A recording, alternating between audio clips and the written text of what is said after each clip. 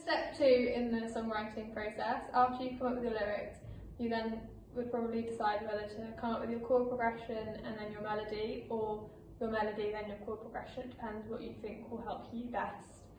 If you come up with a melody first of all, then you can base it off your topic. So if it's like a happy or sad mood or topic, then you can basically find the notes that sound best in that mood.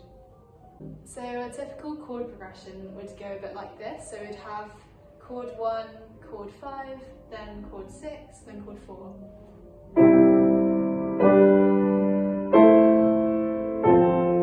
So those numbers relate to the notes in the scale. So if in C major, chord 1 would be C, chord 5 would be G, 6 would be A minor, and then 4 would be F major. So you can do that around any key that you feel fits your song.